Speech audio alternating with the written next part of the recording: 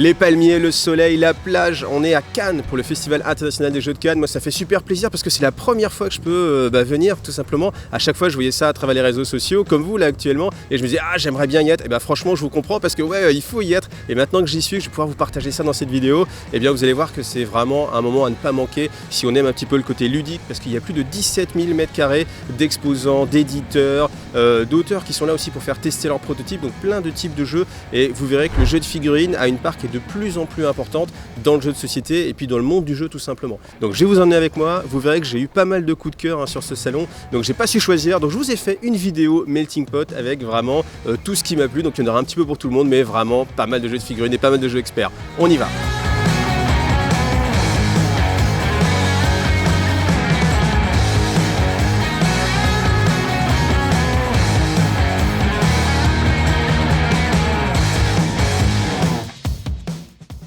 Alors comme vous l'avez deviné, je suis chez Léo de chez Mythic Games. Salut Léo.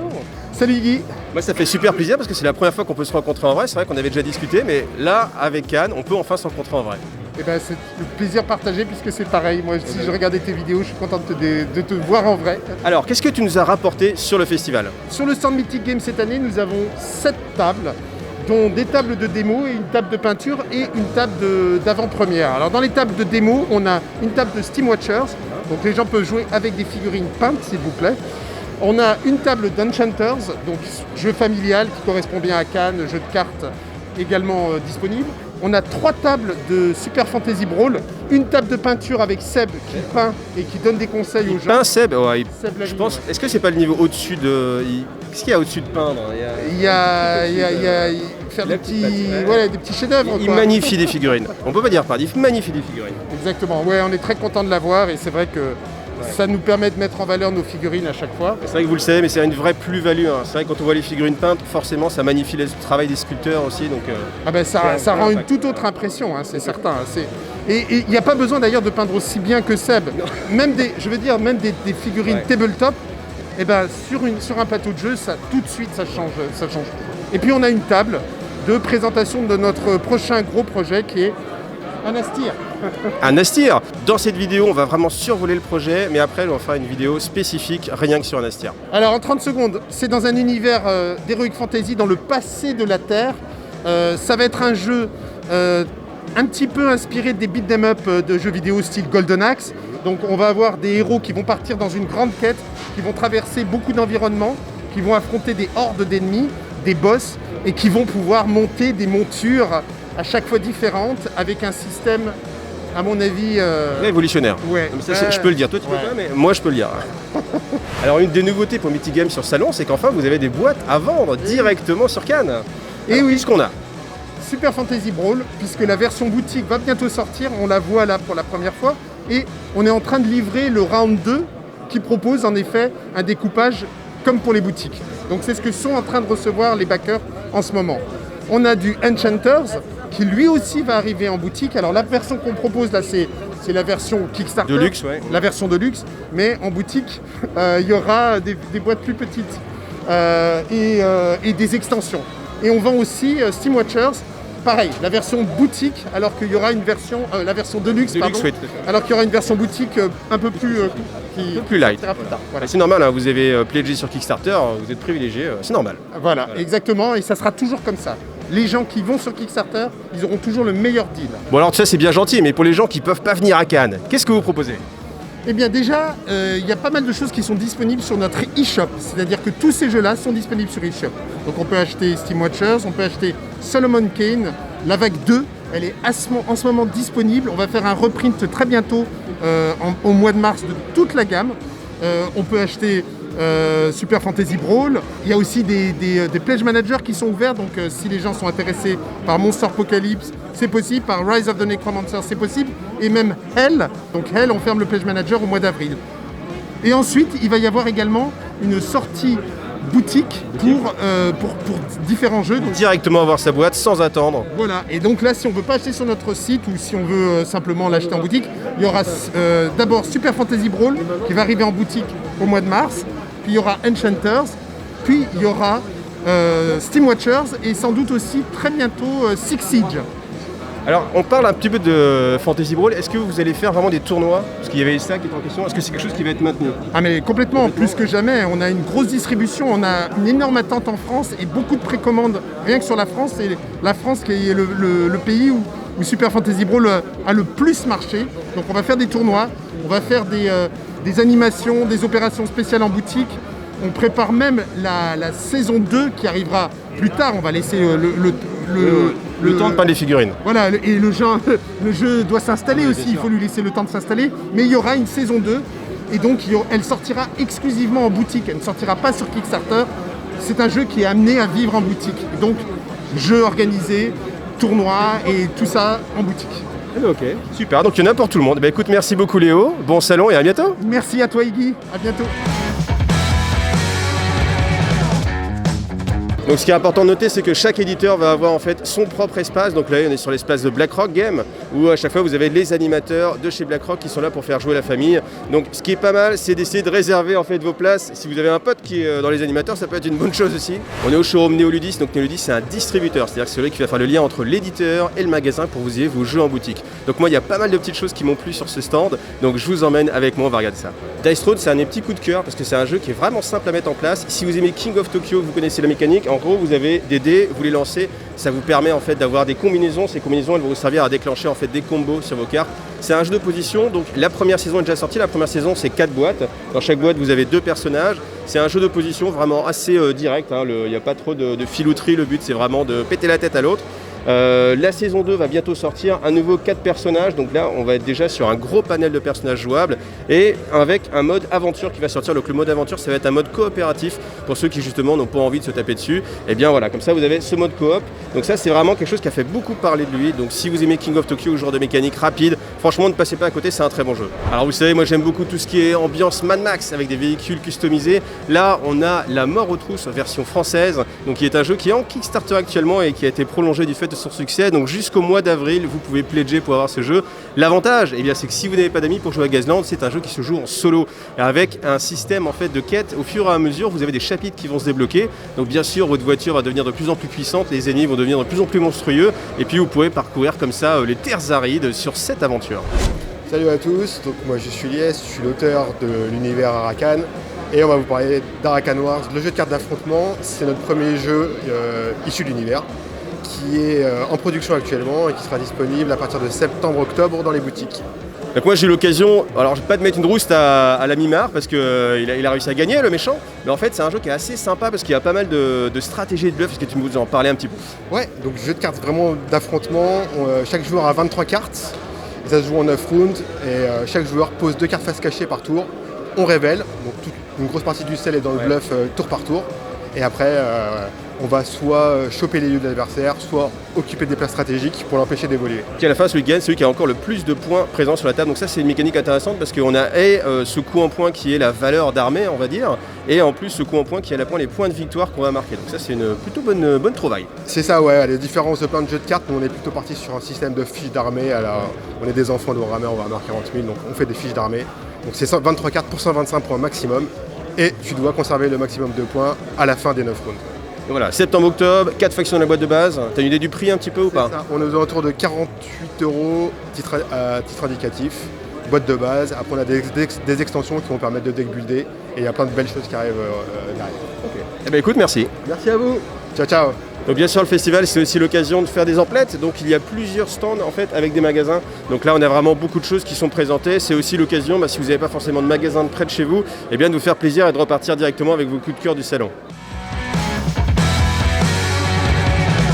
Donc au cours des déambulations, je suis tombé en fait sur Jurassic World de Exot Studio que je connais pas du tout. Donc vas-y, qu'est-ce que c'est que ce jeu? Alors Jurassic World, c'est un jeu de combat de figurines en escarmouche. Vous avez des scénarios, un livret de scénarios, ou alors vous pouvez jouer en jeu libre. Vous choisissez votre unité et ensuite vous avez un deck qui correspond au choix de votre unité. Donc chaque unité se joue différemment. Par exemple, le Triceratops a une très forte résistance, il joue plutôt la défensive. Vous avez le Carnotaurus qui est plutôt offensif, agressif. Donc on joue des dinosaures. Oui, ou alors vous jouez des humains. Des humains. Mais c'est nul de jouer des humains. je me joue un dinosaure. Ils sont très faibles, mais ils ont des armes très puissantes Et et on peut des jouer même les véhicules. T-Rex et tout ça? Oui, mais ça sera en extension. Ah, Ça d'accord. sera une extension qui viendra après. Tout ça, c'est le jeu de base. Ça, c'est les extensions. Il sort au mois de juin. Ouais. C'est de 2 à 4 joueurs. Donc soit en coopérative, soit en affrontement. C'est comme vous voulez. Et vous aurez bien sûr la carte, la map avec le tapis En néoprène. dans le jeu de base. Classe. En néoprène, ouais. Bah, c'est une bonne découverte.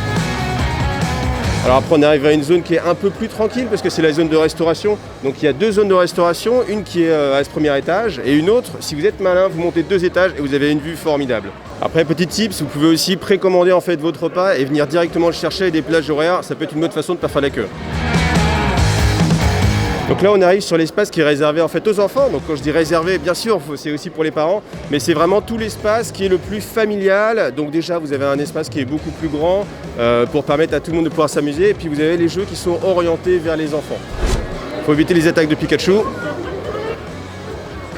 Pikachu, attaque full power! Ouais, super, merci. Désolé de te filmer. Et voilà, c'est Julien, qui travaille à BioViva, et avec des masques bien sûr.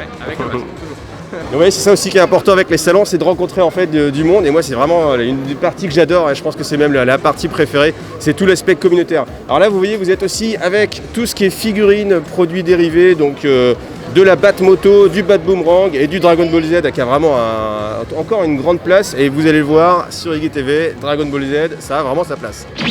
Nanana. Alors là, je suis sur Dragon Ball Z Duel Battle, la version Saiyan, parce qu'il y aura plusieurs versions.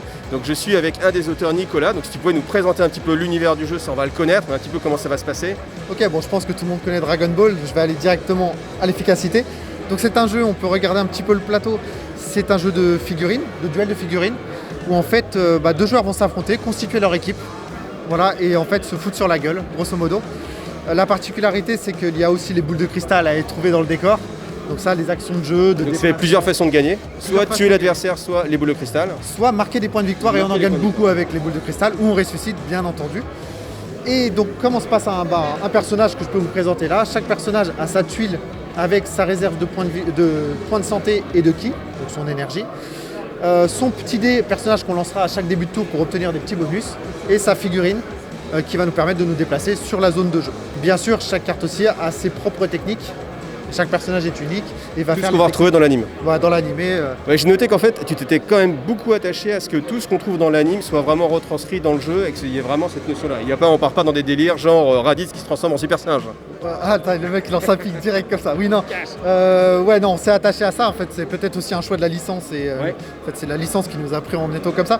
Mais grosso modo, oui, c'est ce qu'on voit dans l'animé. Et on aime bien. Après, l'intérêt, c'est que si t'aimes, t'es pas perdu et t'es vraiment dans l'univers que tu veux. Mais complètement. Tu retrouveras les techniques, tu retrouveras la puissance des personnages, tu retrouveras l'univers, les boules de cristal, les petites bonus, les cartes capsules qui sont là, pas loin. Après, il y aura d'autres versions, des extensions avec des Super Saiyan. Ouais, comme tu l'as dit, celle-ci c'est la boîte Saiyan. Ouais. L'idée après, c'est qu'on va forcément, on va continuer à travailler sur les. Ça a déjà commencé, bien sûr. Sur Freezer, sur etc. l'arc Freezer, l'arc. On va peut-être découper ça en petites boîtes pour avoir directement les figurines, pas du matériel en plus parce qu'elle est déjà vraiment blindée. Mais voilà, donc des personnages avec leurs fiches d'identité, etc. Et on retrouvera le commando Ginyu sans problème, Freezer et compagnie. Alors, tu m'as dit aussi que vous avez prévu de faire des tournois et qu'en fait, il y avait des figurines qui étaient déjà prêtes exprès avec des kits de tournoi. C'est vrai que tu as des courants de tout. En fait, les deux personnages qu'on voit ici, donc un petit Yajirobe et les petits pions Saibaman, ne sont pas dans la boîte. Les pions Saibaman, ce sont des petits tokens comme ceci. Tac.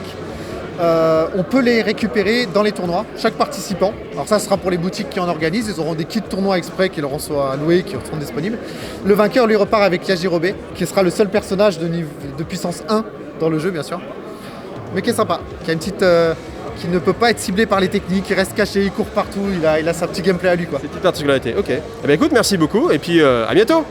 Alors pour tous les papas et les mamans, si vous connaissez la gamme Loki de chez Yellow, en fait c'est des jeux qui sont spécialisés pour les plus jeunes, mais c'est aussi des jeux où on peut s'amuser quand on est un peu plus grand. Oh oui, c'est un joker. Vas-y, je te laisse. Oui, c'est un joker. Hop, on peut le poser ici. C'est le loup. De l'autre côté. Ah, c'est bon, parce que c'est un peu la pression. Il est où là? Il est là, oui, il est là.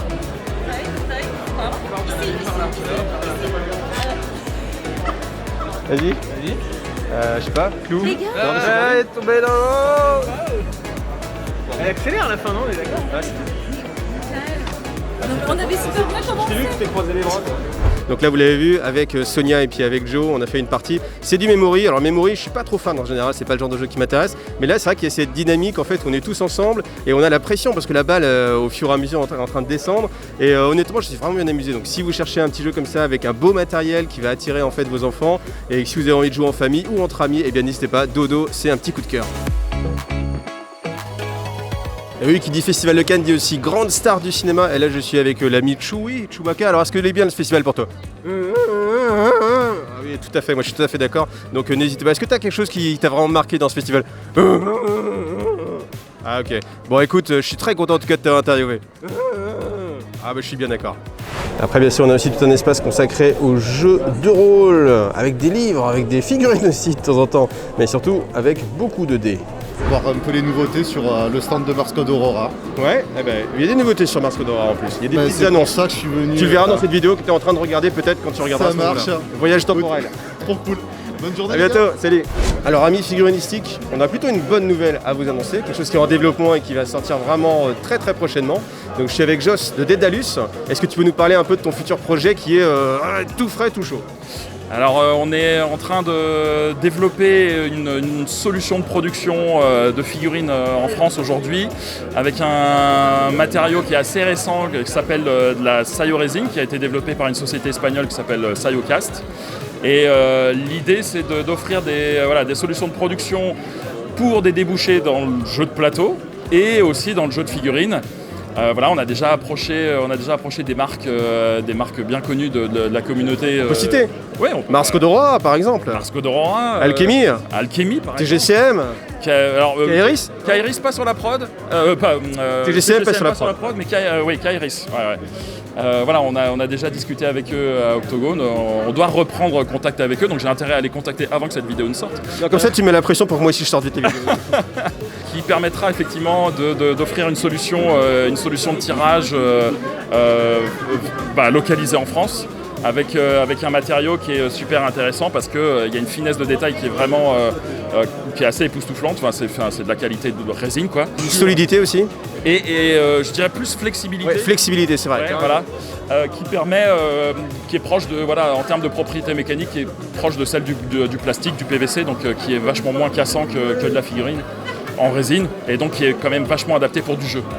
On peut le dire. Avec des coûts de revient qui sont assez faibles si on fait justement des petits tirages parce que le problème souvent c'est que si on veut du plastique, c'est des machines à injection, c'est tout de suite un gros tirage. En termes de coûts de revient, pour des tirages qui sont faibles, on est proche de ce qui existe déjà sur de la résine. Donc ça change fondamentalement pas grand chose sur des petits tirages à 50-60 exemplaires. Après quand on passe sur des tirages un peu plus importants comme celui de Chanatec à 250 exemplaires, on n'a pas besoin de changer le moule comparé à de la résine traditionnelle, donc du coup forcément on rentabilise les coûts les plus importants. Donc effectivement là le coût de revient de la figurine baisse, donc ça devient plus intéressant. Et alors l'autre projet de distributeur, on en parle un petit peu? En parallèle à cette production, c'est de permettre d'offrir une solution de distribution aussi sur les jeux de figurines, de regrouper plusieurs gammes dans un même catalogue et d'offrir aux boutiques la possibilité de se fournir de la figurine facilement avec des délais qui sont rapides, d'être réactifs et d'avoir un interlocuteur privilégié pour la figurine. Ouais. Donc une très bonne nouvelle pour tous nos amis boutiquiers qui sont à la figurine. Ouais. Donc là, si vous avez envie de vous mettre un petit peu au calme, donc ça, le soir en fait, ça va être la salle du off, c'est-à-dire vraiment l'endroit où les protos sont testés, où vous pouvez rencontrer les auteurs, etc. Et puis dans l'après-midi ou dans la pause midi, c'est là où vous pouvez manger, mais vraiment tranquillement et avec une vue incroyable. Je vais vous montrer la vue parce que honnêtement, si vous aimez les palmiers, vous êtes sur GuiTV, que vous aimez les palmiers, c'est vraiment incroyable. Alors si vous avez aussi envie que le studio IGTV soit sur une de ces petites embarcations, eh ben n'hésitez pas à soutenir sur Tipeee, mais à mort, vraiment à mort.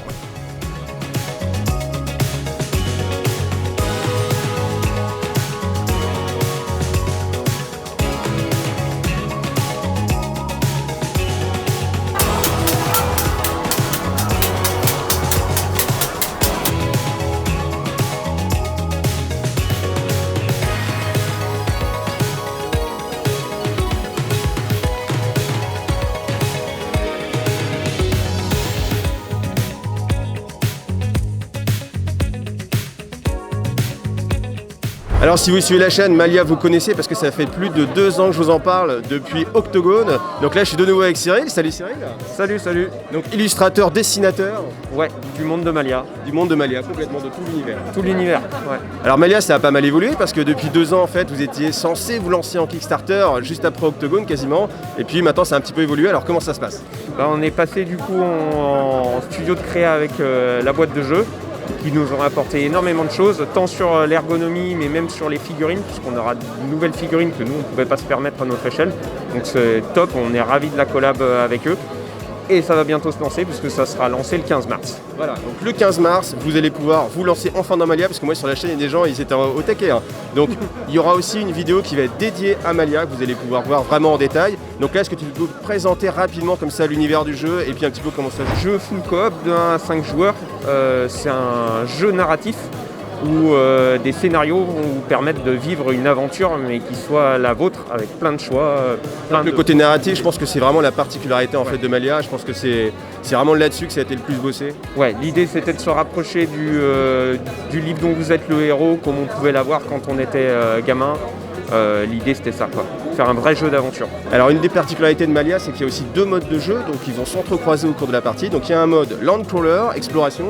Ouais, où on va pouvoir vivre des événements de manière complètement aléatoire via les cartes qu'on pioche. Et puis après il y a le mode donjon, où on va pouvoir infiltrer, combattre, et il y a des salles où c'est de l'escape avec des énigmes. On va vivre plein de choses top. Okay, donc vraiment beaucoup de choses à découvrir bientôt sur la chaîne. Merci en tout cas Cyril et bonne chance. Merci à vous.